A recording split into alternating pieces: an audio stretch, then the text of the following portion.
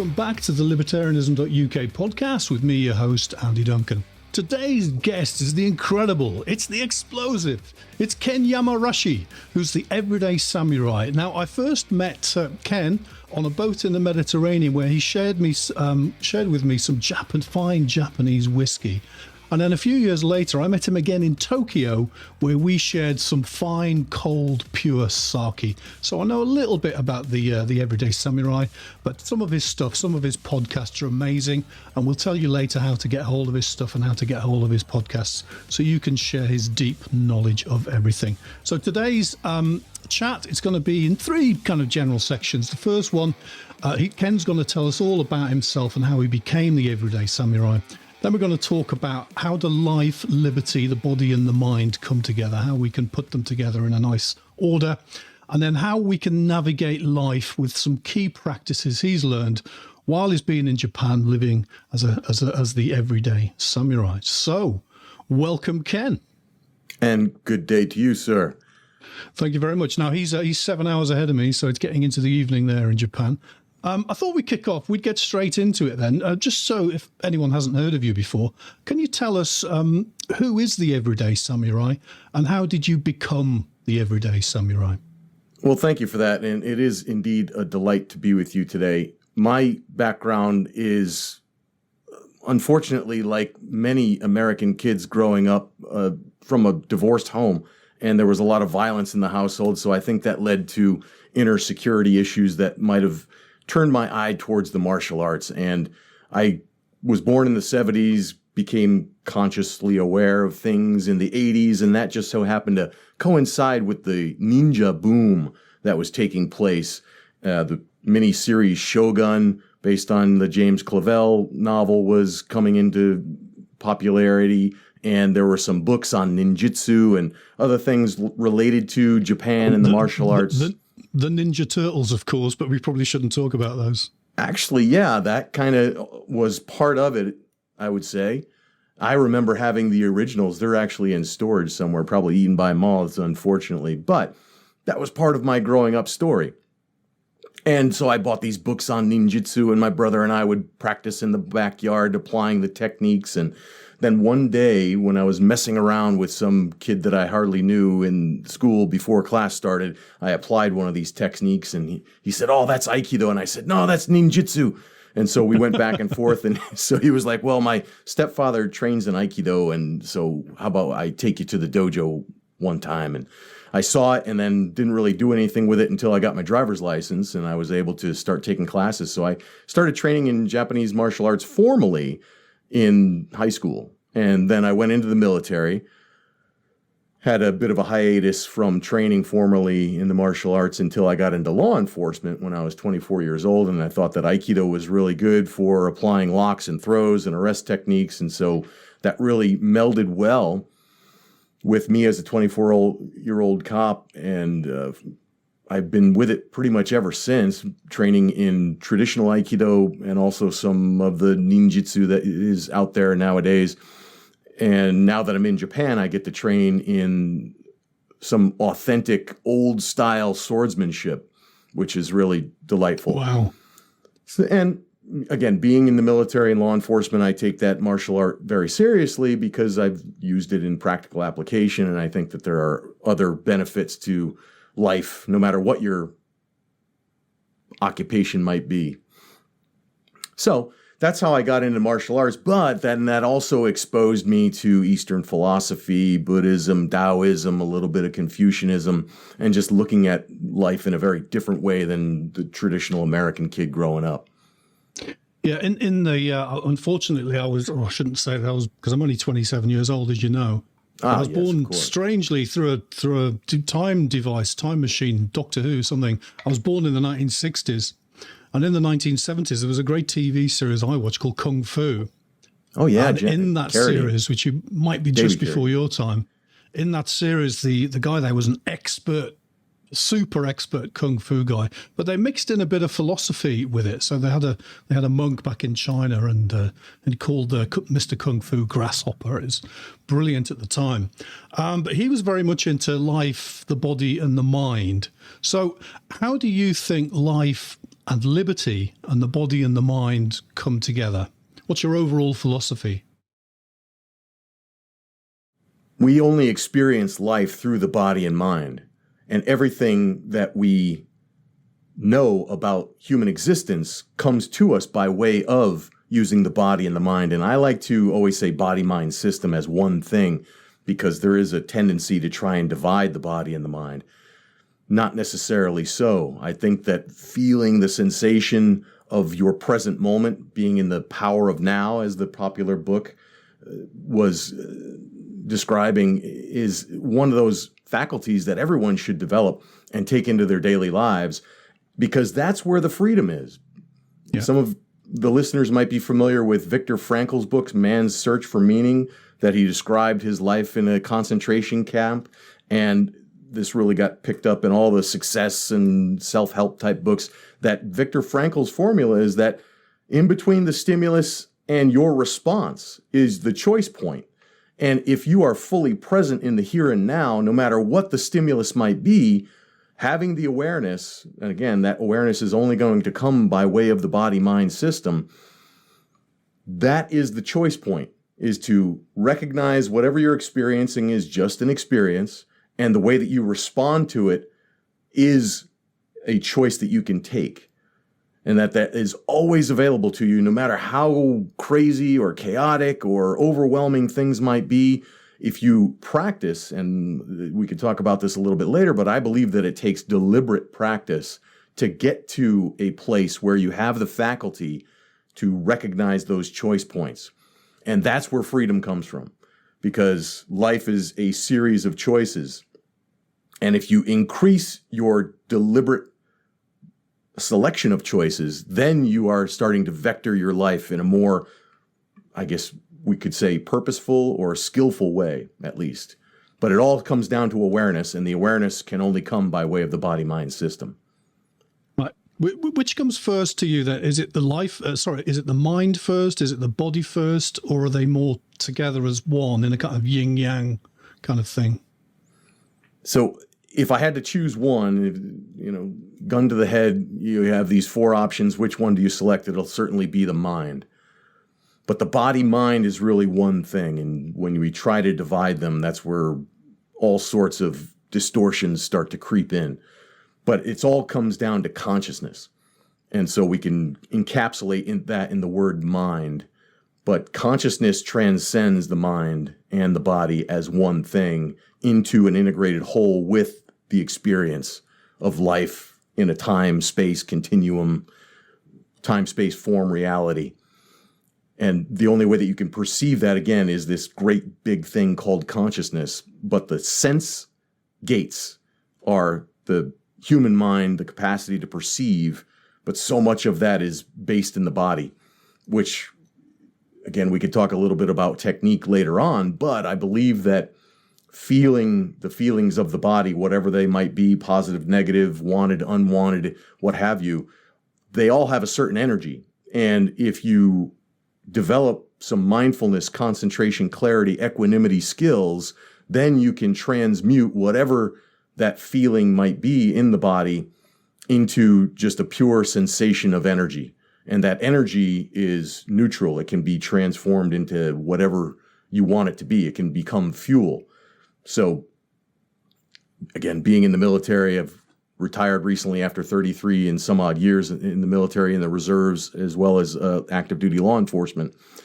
I have sustained some injuries, and so I've had some surgeries, and there's always something aching in the body. I used to work with explosives, so there's always some ringing in the ear, tinnitus. So there's always something going on in the body. And whether it be mindfulness through simply meditation practice or through the martial arts, there's a saying that tension in the body is white noise in the mind. And that will make you less aware and therefore less sensitive and therefore less options available to you when you're not aware. So feeling the sensation of the body and then letting go of the need for it to be one way or the other, just letting it be and allowing that feeling to just turn into pure raw potential energy, turns into fuel that you can then use to expand your choices and make more skillful choices in the direction of how you want your life to be, what you want to experience. So consciousness is really all it is. Yeah, this is becoming a bit like Einstein, isn't it? Where mass turns to energy, turns to mass again. Now, you just said I got injured there, and I've been in the military and so on. Now, the world is becoming increasingly dangerous for most people. So if you walk around the streets of, say, Paris or London or not Tokyo, but Western Europe or certain cities in America, it's actually physically dangerous. And because of various reasons, let's say you're in Chicago in the United States, you can't whip out a gun in Chicago, even in the United States. So given that you might get injured practicing Jiu-Jitsu or karate or Aikido or whatever, do you think people should do some form of martial art in order to be more in control of their body and to be able to defend themselves in this increasingly dangerous world? I think that it's an imperative. I'm going to get a little political with you because it's okay. We're in that realm. No, go for it. Go for it.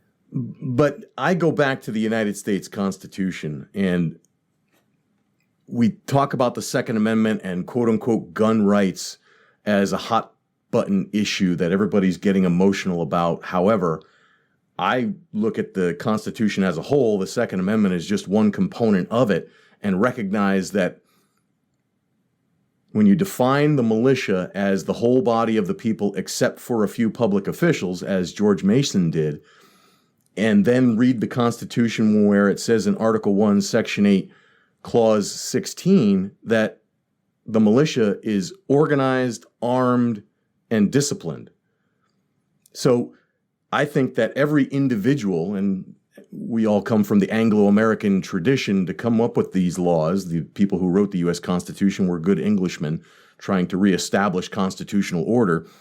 And the militia was so very essential as a component to what the Federation was supposed to operate as, that law was going to be executed, repel invasions and suppress insurrections. All of that was supposed to be done by the local militia. And therefore, I think that every individual seeking freedom has an obligation, not only for themselves from a self-defense, personal development aspect, but also for the sake of liberty as a whole, as a political order, that they have an obligation to be organized, armed, and disciplined in order to execute the laws, repel invasions, and suppress insurrections without relying upon politicians, bureaucrats, and the rest of the political caste, because that's how law gets perverted. So, yes, you should train in a martial art. Particularly coming from a samurai background, what defines samurai martial arts is the presence of edged weapons. So I think that if you're dealing with unarmed martial arts, those are sports. But the whole concept of it being martial means that it involves breaking things and killing people. And smart people use tools. So always having a tool of some kind, whether it be an edged weapon or in today's day and age, it would be a firearm. If you don't even have that, get a tactical pen. If you don't have that, get a flashlight. These things can be worked into your daily routine. And I believe that in order to have a free society, you must have an armed population. And that's what keeps an armed equilibrium between public officials and quote unquote regular citizens. Yeah, I remember you hitting me with a flashlight once because you're just carrying this little tiny thing and it looks totally innocuous and you flashed at me. I don't know how many looks it was, but I was put out for about 30 seconds just by you just clicking that on for a second, which was amazing. It's really... Yeah. I just wanted to relay another story. I remember when I was living in Germany, I was walking on the Königstrasse in Stuttgart, Germany with my girlfriend late one Saturday night, and some drunk teenagers were walking towards us, and I could tell that they were getting a little froggy. So even though I had my girlfriend move from one side to the other so that I would be closer to the quote unquote tangos, and I just flashed them as they started vectoring towards me. I flashed one of them in the face, and that was enough to give them a little bit of a run through the OODA loop, observe, orient, decide, and act. And it made him change his decision cycle. So he no longer wanted to show off in front of his friends and just walk the other direction. And I could name a couple of other times where just a flashlight enough is sufficient to change the altercation and avoid the conflict. So, it works. Speaking of swords and guns as well, I don't know if you've seen John Wick 4, but he spends a considerable amount of time in Tokyo in Japan using both, which is quite good. Now, most people aren't going to be able to use guns and swords. Where I am, I could use my hands to defend myself, but that would be it. The police would look upon me very badly if I got out a firearm.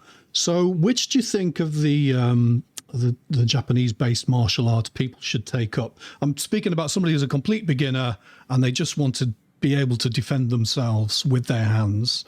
Which is the easiest, which is the best, which gets the quickest ramp of learning, do you think?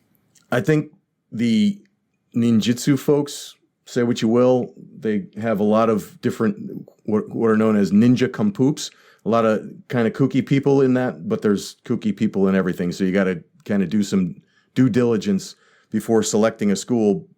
But the Bujinkan system and anything coming out of that system or organization of dojos tend to incorporate weapons into all that they do, and they use a variety of different weapons. And then they're very improvisational. So they'll do whatever works. They're not beholden to any one particular thing. Yeah. I think if you're really interested in getting safe in a day, there's a very practical-oriented trainer named Tony Blauer in the U.S., and I think he's got some affiliates in the U.K. and a couple other places around the world, actually, that just, no costumes, no uniforms. You train in regular sports gear, and they strip away everything that might be an Asian aesthetic or any type of pageantry and go straight for what's going to save you.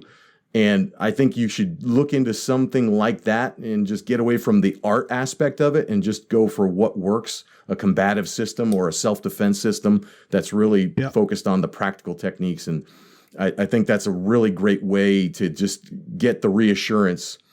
And then if you want to continue, and Tony Blauer would tell you that his system is really the bridge to your more complex techniques that you might develop over time. But he's teaching how to respond to a flinch, something that's going to overwhelm your system, and you naturally put your hands up, and then, okay, how are you going to work with that? And you could then move into something more complex and elaborate. Aikido is great. That's my art. It's actually my life. But if you want something that's going to get you the skills necessary to feel a lot safer than you are right now in a hurried fashion, then I would suggest something like Tony Blauer's spear system, and then move into Aikido or Bujinkan Ninjutsu or something along those lines. Yeah, two that are very popular. I've tried both. I'll just ask your opinion rather than give you mine. But Brazilian Jiu-Jitsu and Krav Maga seem to be the very popular two kinds of martial arts. What are your thoughts on both of those? So if you tell us first about Brazilian Jiu-Jitsu. I'm glad that you identified it as Brazilian. And I'm kind of a snob, obviously, living in Japan and being so immersed in Japanese culture that recognize that what is being practiced as Brazilian Jiu-Jitsu is uniquely Brazilian, and there's nothing wrong with that. It's very focused on the ground, and there are people that say all stand-up fights go to the ground. In my experience in law enforcement, that's not the case. And it is very sport-oriented.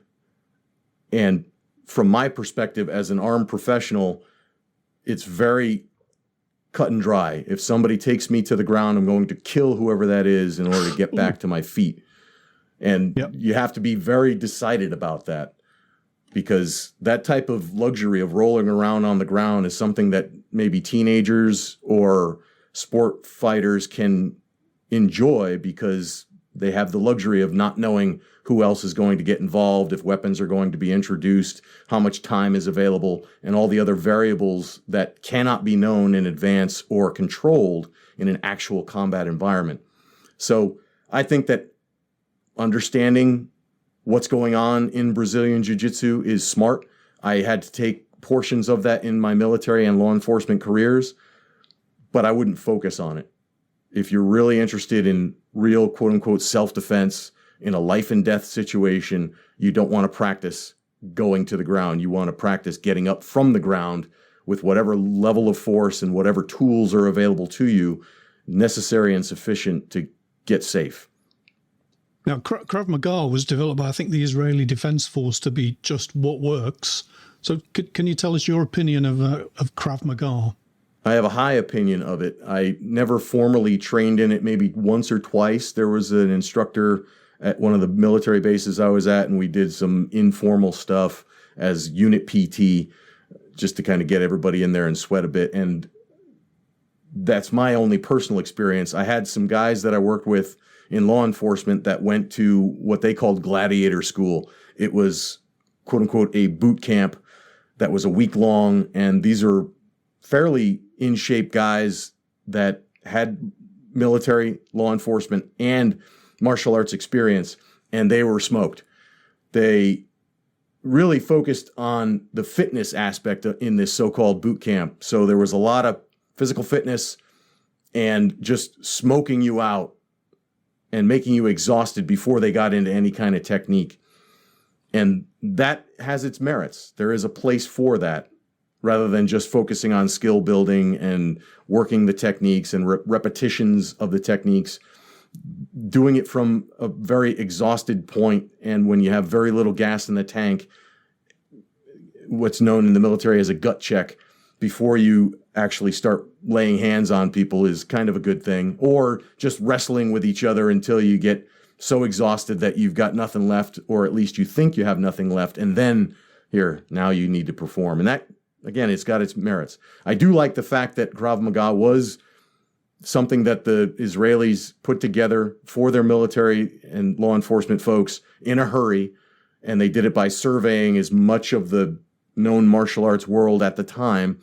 I believe one of the founders of it was big into judo, again, which is the sport aspect of things, and there's problems with that from a practical standpoint. But I do have respect for them because, again, they do draw from many different traditions and they focus on what's effective. So that is something. The only issue with that, the Krav Maga world has splintered so that there are quality control issues because there's no central authority. Same thing in Aikido. There's a lot of Aikido out there that's crap.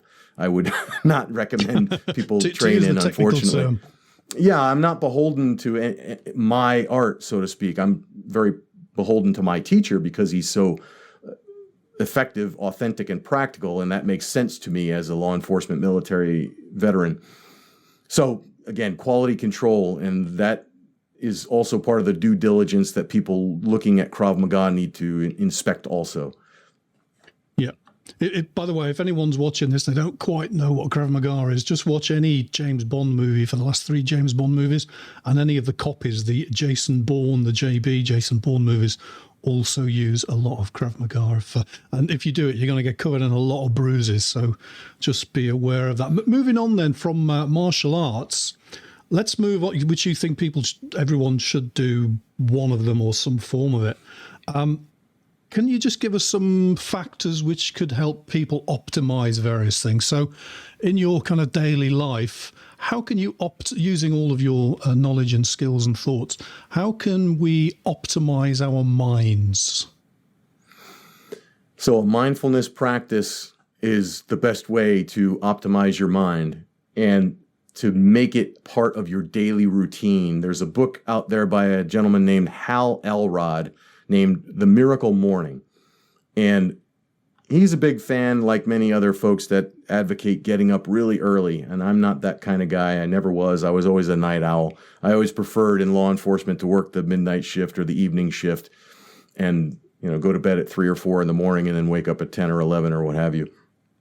So it doesn't matter what time you wake up, just go through this routine in the morning that I also do, and although it's not necessarily in this same order, but it's an easy way to remember all the steps. So Hal Elrod in the book, The Miracle Morning, talks about his morning savers, SAVERS. So silence, which is meditation, affirmation, positive statements about what types of experiences you want to have,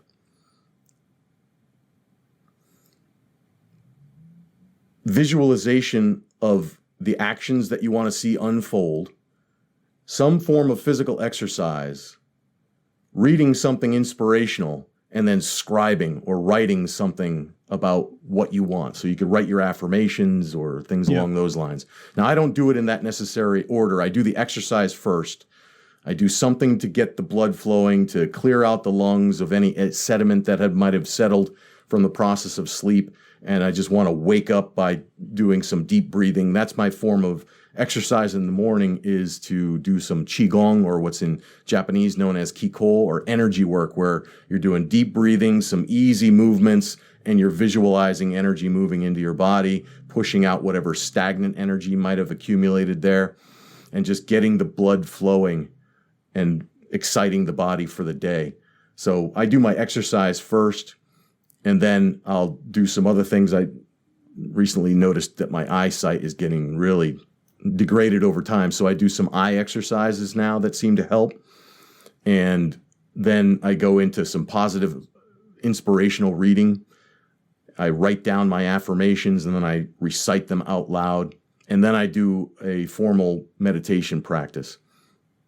So this sounds a lot, actually. I don't know if you know Professor Andrew Huberman, but a lot of what he says ties in exactly with what you've just said, only he gives a different name. So he'll call the writing down stuff journaling and so on, and getting into the light and various other things. But we're here to talk to you rather than Professor Andrew Huberman. So you mentioned exercise there.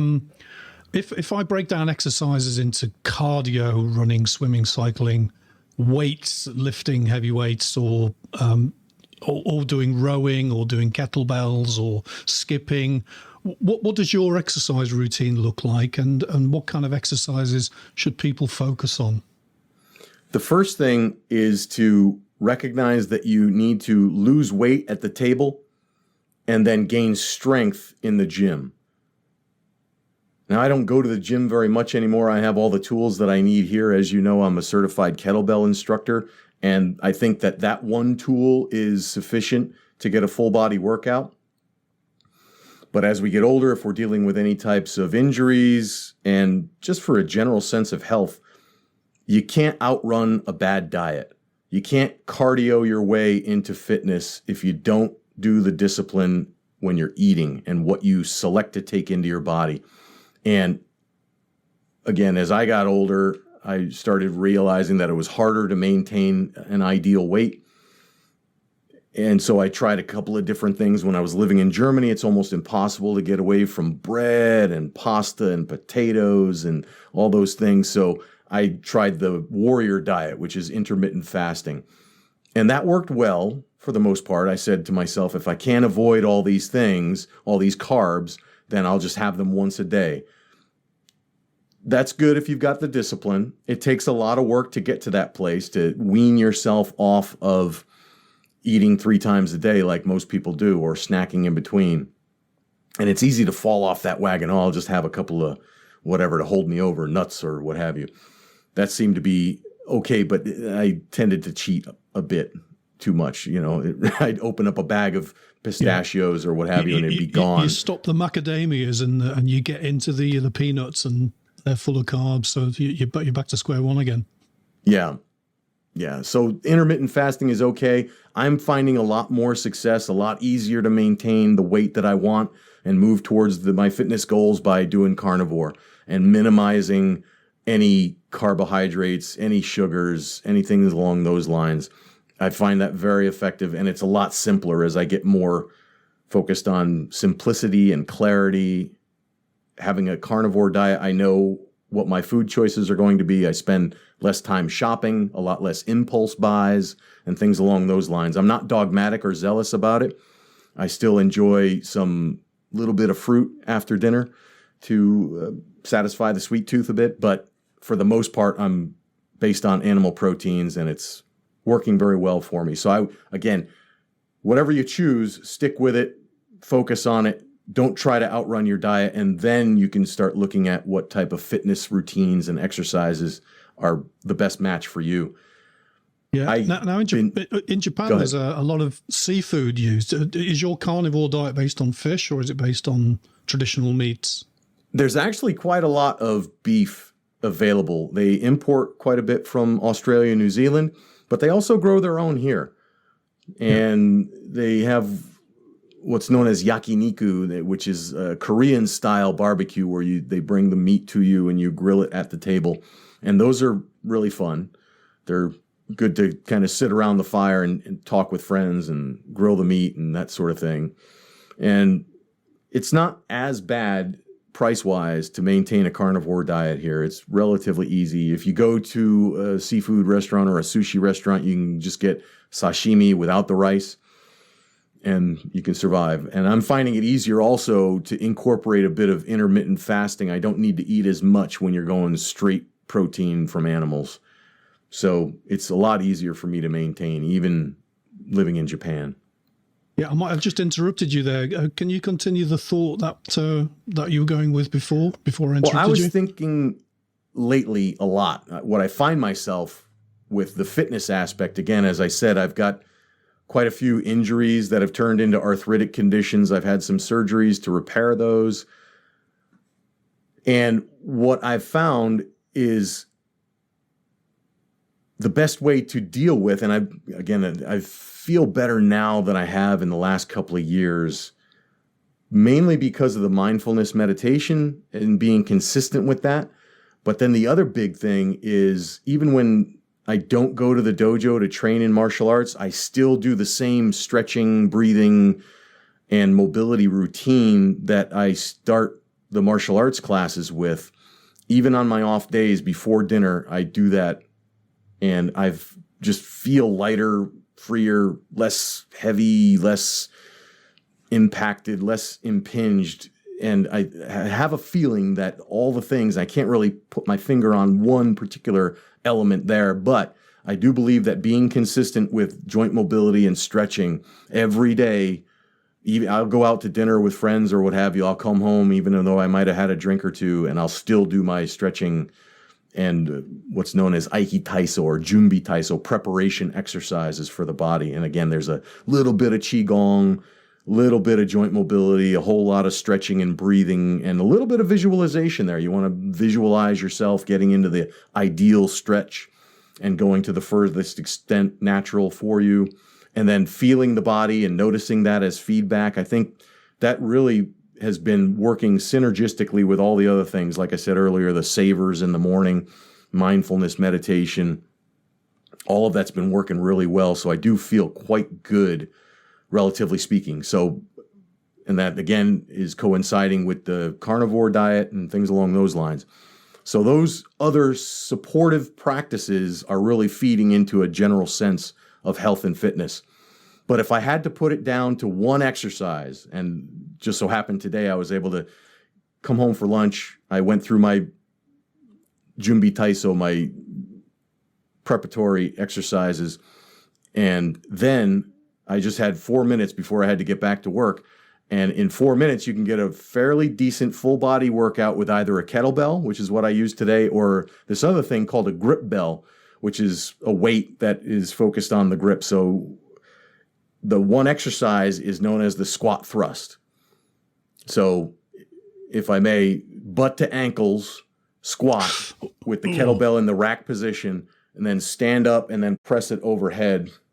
Looks kind of awkward with this background the way that it is. But if you could just do one exercise and then alternate, swing it and put it in the other hand, and then do the squat all the way down, stand up, and then press it overhead. You're working the legs from head to toe, basically.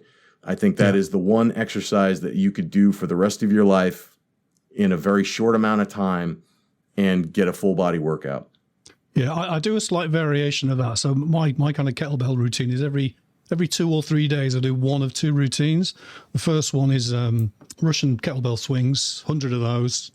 And then I do 10 Turkish get-ups, 5 on each side. Now, the stretching thing's really important there because I'm slightly older than 27 sometimes. And I was struggling with the Turkish get-up, but doing the stretches, especially the hip flexor stretches, I was able to get back further and find the Turkish get-up much easier. And the other exercise I do, the other routine, is similar to what you just described, similar-ish. But it's 100 clean and presses, 50 on each side, and then it's 100 front squats. So 50 on the left, 50 on the right, with the weight about here and then the weight about there. And that works very well. And I think the combination of the squat and the clean and the press, it does work. It looks easy to do, but it does work the entire body.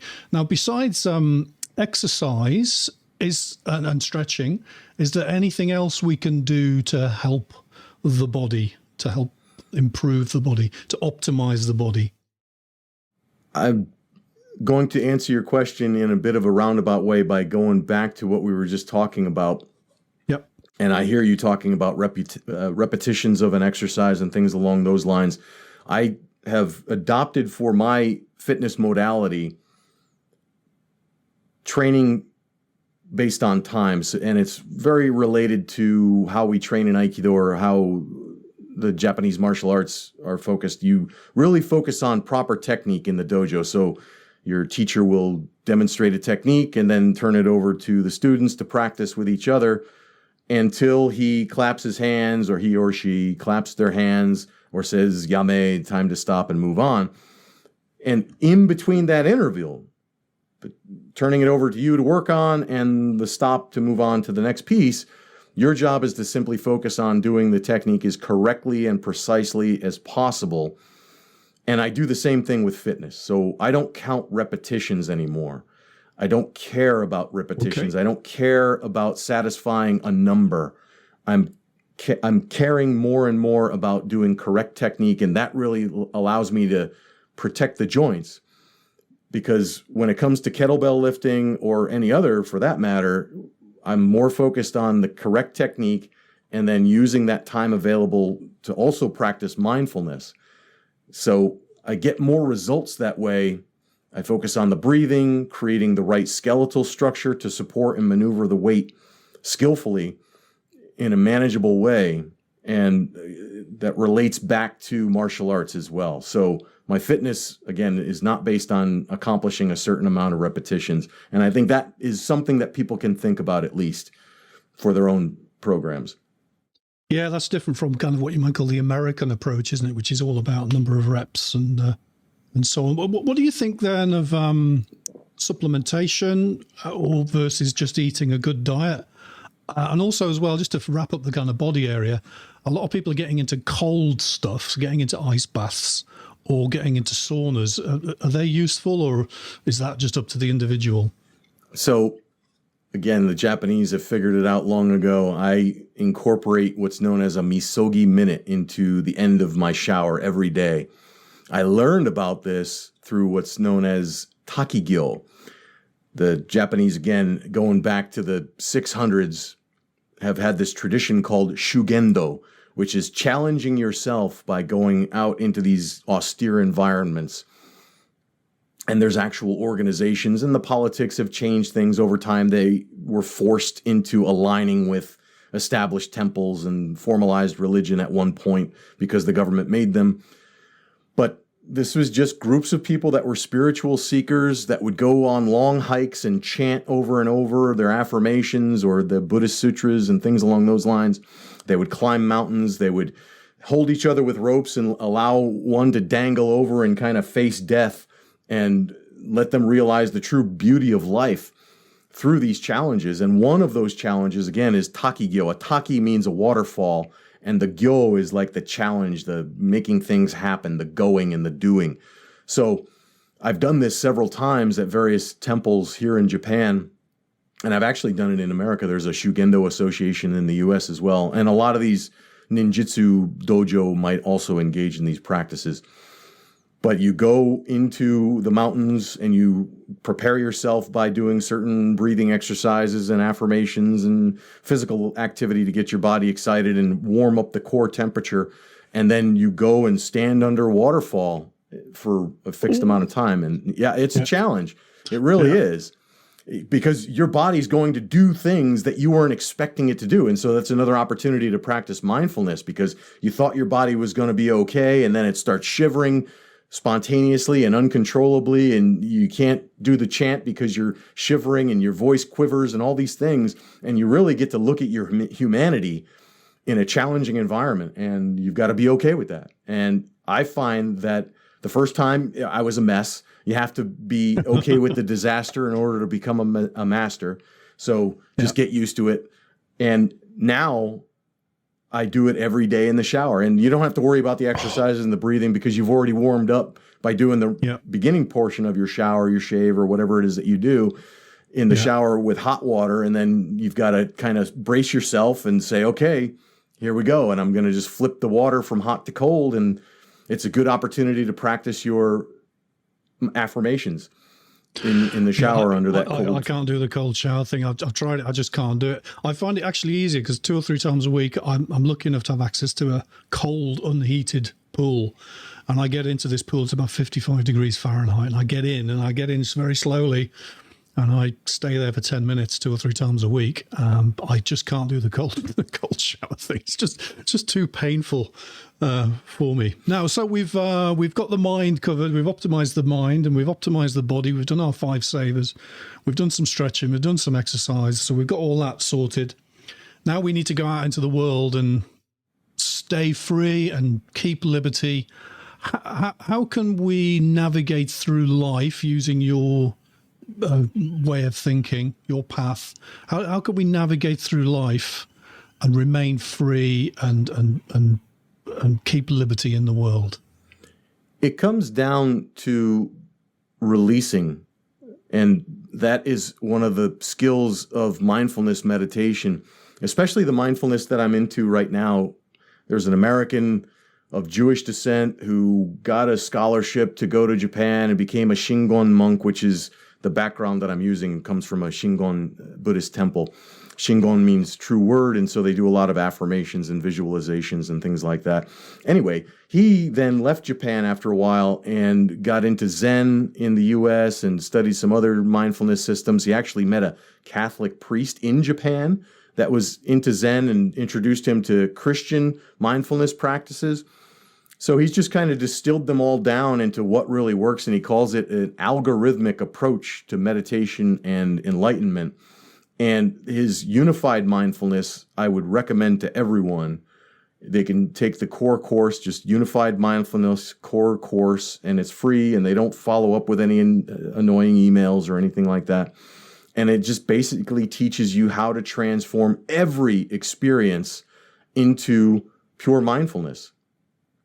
And the technique is very simple. It doesn't matter if somebody disturbs you or you hear the dog barking or the car horn honking or anything like that. That's all fuel for the fire, and you can use that. And it really comes down to dividing your experience into 3 sense categories: see, hear, or feel. And, you know, if you smell something or things along, or taste something, that's also part of the feel aspect. It's all body sensation. And then there's the inner aspect and the outer aspect. So if you hear yourself talking, that's hear in. If you hear something outside of you, that's hear out. It's all about division. And science is a sword, from the ancient Latin scindere, to cut, to divide, to cleave. And that's discernment. And learning how to discern is one of the great skills that you could have for all of your experiences. So when you go outside the dojo or you leave the meditation cushion and you go into your daily life, can you be fully present with whatever arrives in your experience? And that is really where the inner work, the stuff that you do in the temple, you know, Sun Tzu, The Art of War, he said, whoever does the most counting of rods in the temple is going to be victorious. And that counting of rods is really about examining things. And you do that with discernment. So you have to do the inner work, the mindfulness meditation, in part of your routine in preparation. And then when you go out into the world, you'll take those skills with you. Now, what are the skills, the specific skills that you want to develop through mindfulness? Sensory clarity, to know what it is that you're actually experiencing and which sense gate is it entering into your experience through. Is it see? Is it hear? Is it feel? And again, dividing it from there. So having the sensory clarity to know which sensations are being stimulated at the time. Right? And then equanimity is the big piece. So concentration power is the ability to be fully present in with whatever is coming in. And then you've got the sensory clarity, and then you've got the equanimity, and that's to let go of it needing to be one way or the other, which is the biggest challenge. So another way that they describe it is just coolness. No matter what happens, I'm cool. Now, that doesn't mean you don't take action. You do take action, but you take more skillful action because you have greater awareness and you've got greater clarity on what it is that you want to see unfold because of this situation. So I've been saying a lot lately to myself, embrace the paradox. Life is paradoxical. And these mindfulness skills are how you can then cleave through the paradoxicality of life. And the one thing that I notice is that there's so many paradoxes of life. Libertarians want to be left alone. Well, guess what? You can't, because you only can find liberty in community, right? Robinson Crusoe on his deserted island doesn't need liberty. He doesn't need rules of the road on how to socially interact. Libertarianism only works for people in community.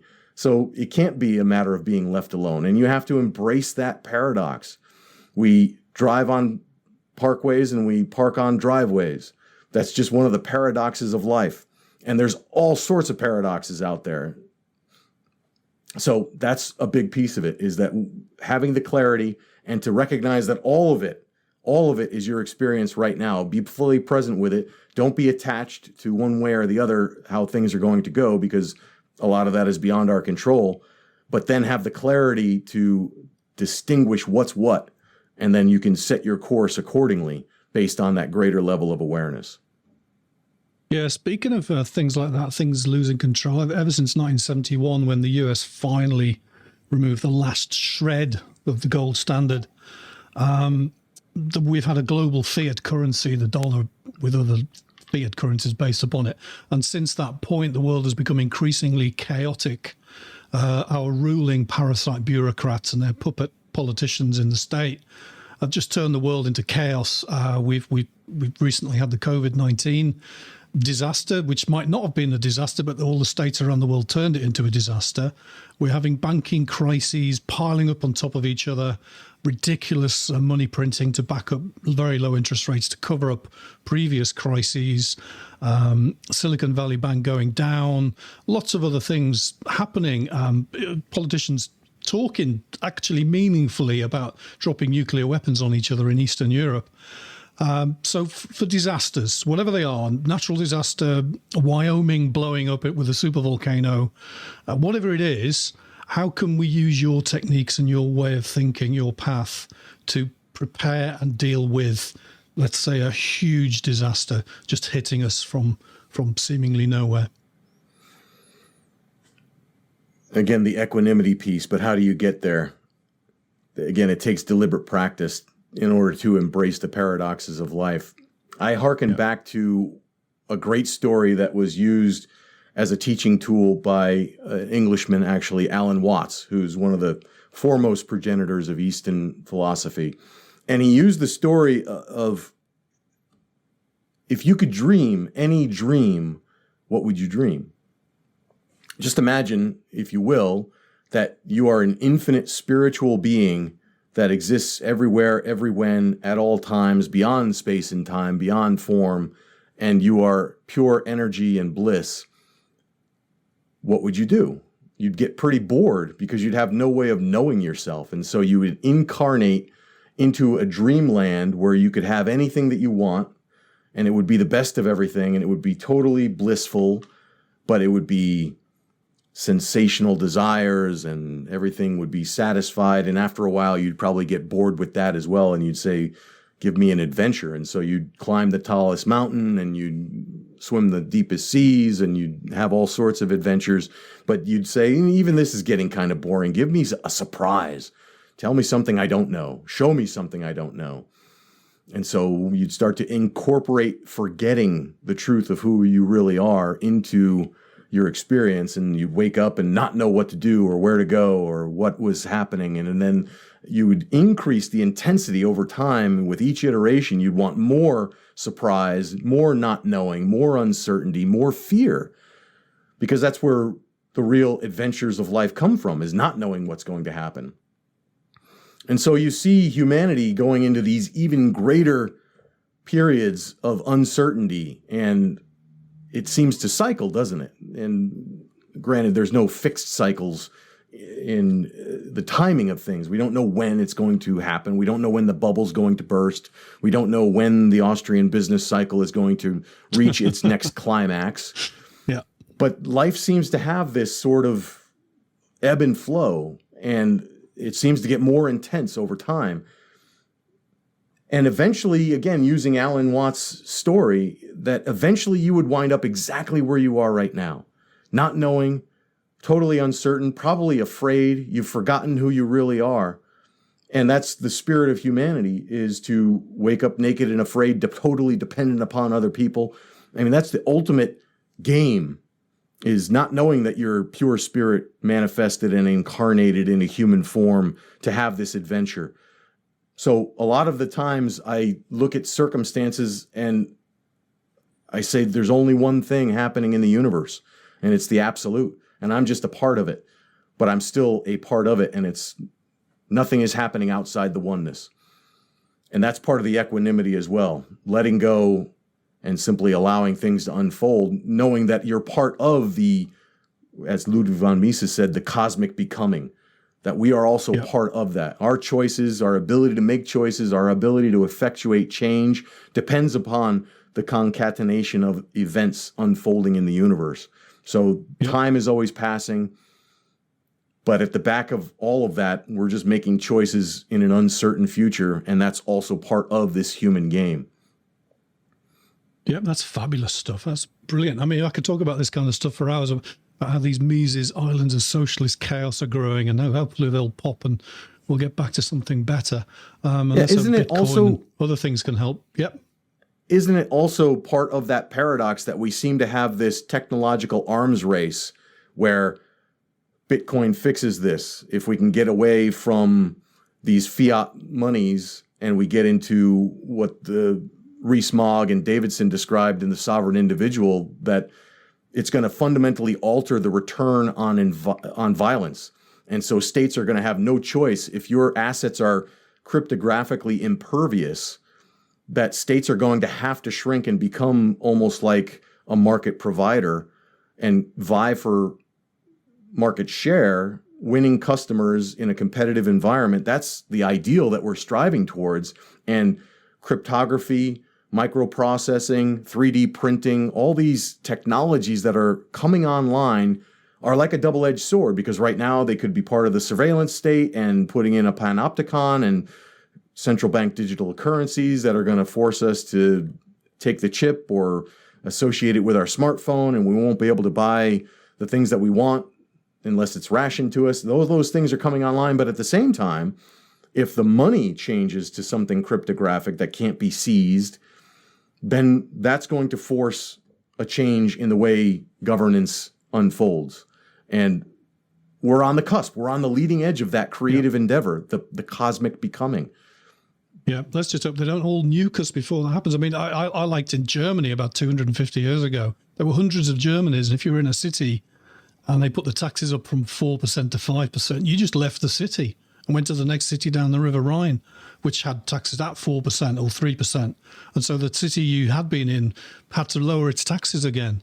And it was only when the horrible state of France under Napoleon basically compelled the Germans to unify. Now we have a unitary Germany, and it's much, much harder to escape, and we got all the horrible problems that a unified Germany created. So let us hope that Bitcoin or something will come along and make these states behave better towards us, and not like the chaos merchants that they've turned into over the last 50 years since 1971. Now, I think I've asked you everything I wanted to ask you. You've been very generous with your time. But is there anything else that you would like to tell our viewers to complete the picture? Have we missed anything out? Just to add on to the last segment of what we were discussing with the arms race and technology and the altering the return on violence for governance and states in particular, with regard to cryptography and Bitcoin or cryptocurrencies and other things along those lines, I think that no matter what happens, and I would like to see that future unfold.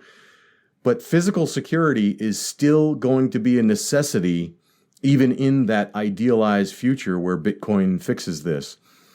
People still will have ignorance, avarice, and greed in their hearts and animosity. So the need to train in an armed martial art is going to still be and remain a necessity for you individually, but also socially. And no matter how much we get away from the old ways, I still believe that a militia is necessary to the security of a free state. And that's the real emphasis that I would like to place on things, and to emphasize to people that you training in a martial art for your own purposes is not only self-defense, but also communal defense and the maintenance of constitutional order, meaning keeping governments in their place. We're a very long way off from that ideal, but I've written about that a bit. I'm writing on a Substack called The End of Gun Control that talks a lot about this philosophy. I've also got a book out there called the 3Ms, the money, militia, and the market, 3 essential elements to assure liberty. And they're available on link.everydaysamurai.life if anybody's interested in learning more. And certainly you can connect with me there as well. Yeah. Now, I know you do a podcast of your own, and I'll put all these links in the show notes of this podcast. But where can people find if they've been interested in what you've been saying today, where can they find your podcast? Yeah, certainly. It's not Linktree, but it's like that, but a list of all my links at link.everydaysamurai.life. And that'll take them to my Substack. It'll take them to the podcast. It'll take them to even some products. I've got some guided meditations and things like that. Another thing also, if they're interested in some free resources, everydaysamurai.life/resources. Got some tools that people can use, some things to, downloadable PDFs and downloadable meditations and things along those lines. So happy to help in any way that I can. Yeah, free is always good. I think it just remains for me to say then, so thank you very much, Ken, for hours and hours and hours of your time and some fantastic advice. So, and I'd like to thank anyone who's got this far in the podcast. I'd like to thank you for reaching this far. If you could like, share, and subscribe and push this show down as many of your own social media channels as possible, that would be much appreciated by our channel. And I'll see you again next week, where I'll be talking to the Lou Rockwell author, Michael McKay. But I'll just finish up again. I'll just say thank you very much, Ken, and I look forward to speaking with you again. Likewise, Andy, I thank you and I applaud your efforts. Thank you, and goodbye, everybody else.